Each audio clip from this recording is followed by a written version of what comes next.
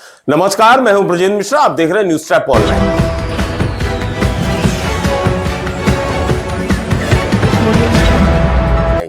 बागेश्वर महाराज की पदयात्रा इतिहास की नई इबारत दर्ज कर रही है और बागेश्वर महाराज चाहे पदयात्रा करें या फिर कहीं पहुंच जाएं, ऐसा हो ही नहीं सकता कि वहां चमत्कार ना हो। ब्रजभूमि में उनकी पदयात्रा पदार्पण कर चुकी है और वृंदावन धाम की ओर बढ़ रही है। और इस बीच दिल्ली से लेकर इस ब्रजभूमि के बीच में जिस तरह के चमत्कार सामने आ रहे हैं, उनका एहसास हम आपको कराएंगे कि बाबा की पदयात्रा में किस तरह के चमत्कार देखने को मिल रहे हैं। लेकिन इसके पहले हम बता दें कि ये जो पदयात्रा है अपने आप में धर्म इतिहास की एक नई इबारत लिखने वाली है। बागेश्वर महाराज की इस पदयात्रा में क्या राजनीतिक हस्तियां, क्या दिग्गज हस्तियां, क्या फिल्म अभिनेता और अभिनेत्रियां सभी टूट रहे हैं। देश के कोने कोने से सनातनी टूट रहा है इस पदयात्रा में। और टूटने की वजह, पदयात्रा में शामिल होने की वजह सिर्फ यही है कि सबका संदेश एक ही है कि हम सब हिंदू हैं, हम सब सनातनी हैं। सनातन संस्कृति को बढ़ावा देने और हिंदू राष्ट्र बनाने के मकसद से बागेश्वर महाराज यानी धीरेन्द्र शास्त्री ने यह पदयात्रा शुरू की है, जो अब लगभग अंतिम पड़ाव पर है। वृंदावन धाम में बागेश्वर बाबा एक नए धर्म इतिहास की इबारत और दर्ज करेंगे, यह हमारा वादा है। अब शिल्पा शेट्टी पहुंचती हैं बाबा की इस पदयात्रा में, तो आप देखिए कि किस तरह का वहां पर जन सैलाब टूट पड़ता है। और शिल्पा शेट्टी छत्री है और सनातन के लिए इतनी ज्यादा मजबूत अभिनेत्री है कि वो खुद अपने मुंह से यह कहती हैं कि सनातन को हमको मजबूत करना है, हिंदू राष्ट्र बनाना है। और उन्होंने जो अपनी स्पीच दी वो हम जरूर आपको सुनवाएंगे, क्योंकि उन्होंने अपनी स्पीच में सीधा सीधा धीरेन्द्र शास्त्री जी की जमकर सराहना की और सराहना बिल्कुल वाजिब थी। उन्होंने कहा कि धीरेन्द्र महाराज के बारे में मैं क्या बोलूं, जितना बोलूंगी उतना कम लगेगा, क्योंकि वो सराहनीय कार्य कर रहे हैं। सेवा और समर्पण के भाव से बाबा अपना काम कर रहे हैं। पहले प्रवचन करते थे और अब धर्म युद्ध के लिए सड़क पर उतरे हैं। और हनुमान जी की कृपा तो उन पर असीम है। और जहां भी बागेश्वर महाराज होते हैं वहां हनुमान जी जरूर अप्रत्यक्ष रूप में विराजमान होते हैं। और यही वजह है कि बागेश्वर महाराज की मौजूदगी के समय चमत्कार अनायास ही देखने को मिल जाते हैं, क्योंकि संकल्प और सपना जो पूरा कराना है हिंदू राष्ट्र का, सनातन का। और शिल्पा शेट्टी यही नहीं रुकी, उन्होंने यह भी कहा कि जब बाबा का वो कैंसर हॉस्पिटल बन जाएगा तो सबसे पहले शिल्पा शेट्टी उस धाम पर पहुंचेंगी, क्योंकि ये बहुत सराहनीय और परोपकारी कार्य बाबा कर रहे हैं। जरा सुनिए शिल्पा शेट्टी। 10 दिन की ये बाबा की पदयात्रा अब चूंकि अंतिम पड़ाव पर है, तो दिल्ली से लेकर वृंदावन धाम के बीच में एक से बढ़कर एक नजारे देखने को मिले हैं। फर्क सिर्फ इतना है कि आपको उस एहसास करने वाली आंखों की जरूरत है। आप देख सकते हैं कितनी भीड़ है, लाखों की भीड़ इस पदयात्रा में शामिल है, लाखों का जन सैलाब इस पदयात्रा में शामिल है। और ठंड का मौसम है, लेकिन आप देखिए इतनी भारी भीड़ के बावजूद ना तो वहां किसी तरह का धक्का मुक्की हो रही है और ना किसी को किसी तरह की कोई चोट लग रही है, ना कोई घायल हो रहा है। सबसे खास बात यह है कि धीरेन्द्र शास्त्री की इस पदयात्रा में वृद्ध लोग भी, उसमें पुरुष और महिलाएं वो भी शामिल हैं। और इसके अलावा जो वृद्ध बीमार हैं, देखिए उनकी आस्था कि वो भी इस पदयात्रा में बाबा के साथ कदम से कदम मिलाकर चल रहे हैं।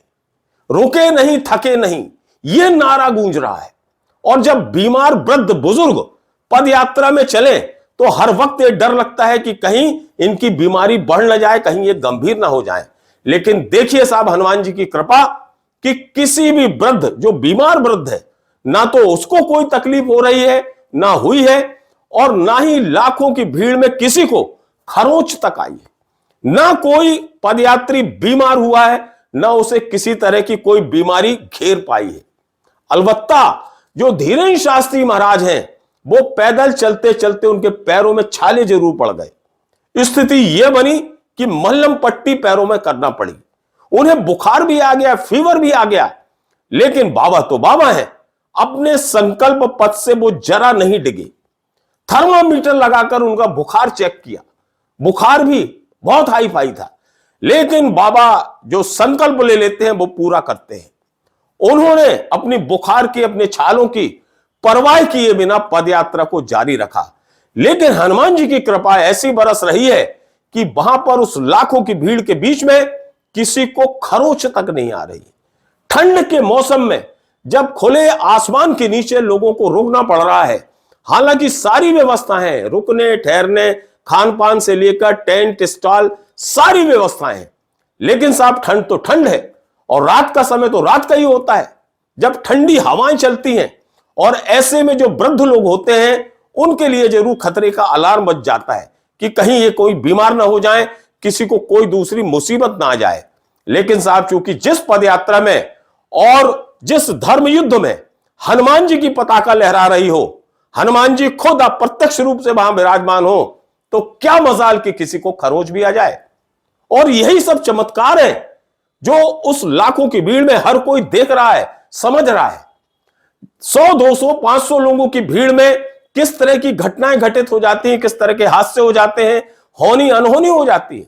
लेकिन यहां तो लाखों की भीड़, लाखों का मजमा बाबा के पीछे पीछे चल रहा है, और बाबा भी अपनी धुन में अपने मदमस्त होकर पूरे सनातन प्रेम को अपने दिल में बिठाकर चल रहे हैं। कोई फिक्र नहीं, कोई चिंता नहीं, क्योंकि हनुमान जी का आशीर्वाद जो है वो हनुमान जी खुद साथ में चल रहे हैं। ऐसे में भला किसी का क्या बाल भी बाका हो सकता है? नहीं हो सकता। यही वजह है कि देश के कोने कोने से हर सनातन प्रेमी इस पदयात्रा में शामिल होकर न केवल बाबा का आशीर्वाद प्राप्त कर रहे हैं, बल्कि सनातन की शक्ति को मजबूत करने में अपना सहयोग दे रहे हैं। और यही सच्चाई है इस पदयात्रा की।